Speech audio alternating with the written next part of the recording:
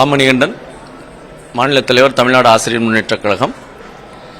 தற்போது 7.5 இடஒதுக்கீட்டின் கீழ் கலந்தாய்வு மாநிலம் முழுவதும் பொறியியல், மருத்துவம் உள்ளிட்டவற்றிற்கு நடந்து கொண்டிருக்கிறது. அதாவது மருத்துவ இணை படிப்புகளான பாராமெடிக்கல் உள்ளிட்ட படிப்புகளுக்கு இனிதான் பட்டியல் வர இருக்கிறது.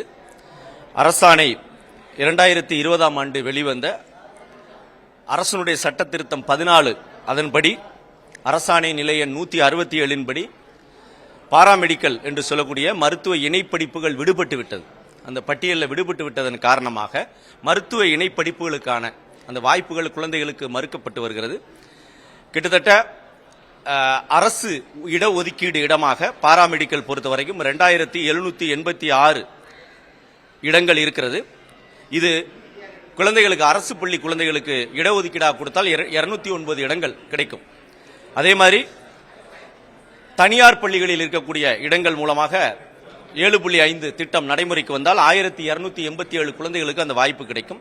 நர்சிங்கை பொறுத்தவரையில் 915 குழந்தைகளுக்கு 7.5 இடஒதுக்கீட்டின் மூலமாக இடம் கிடைக்கும். பிஃபார்ம் படிப்பிற்கு கிட்டத்தட்ட 285 குழந்தைகளுக்கு கிடைக்கும். பிசியோதெரபி பொறுத்தவரையில் 77 பேருக்கு கிடைக்கும். ஆக்குபேஷனல் தெரப்பி என்று சொல்லுகிற படிப்பில் கிட்டத்தட்ட 6 குழந்தைகளுக்கு 7.5 இடஒதுக்கீட்டின் கீழ் கிடைக்கும். BSc allied radiology, lab technician உள்ளிட்ட படிப்புகளில் கிட்டத்தட்ட 213 இடங்கள் ஆக 2992 இடங்கள் அரசு பள்ளியில் படிக்கிற குழந்தைகளுக்கு வாய்ப்பாக கிடைக்கும்.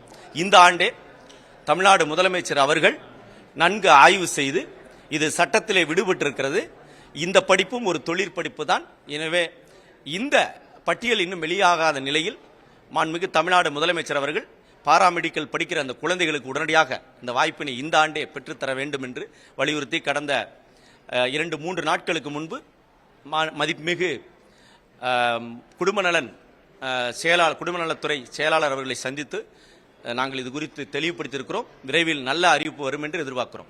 அதை சொல்ல தான் வந்தோம். இந்த அதிக சங்கங்கள் வந்திருந்ததால் அதை நேரடியாக சொல்ல இயலை. இதன் வழியாக தமிழ்நாடு அரசுக்கு இந்த கோரிக்கை விடுக்கிறோம்.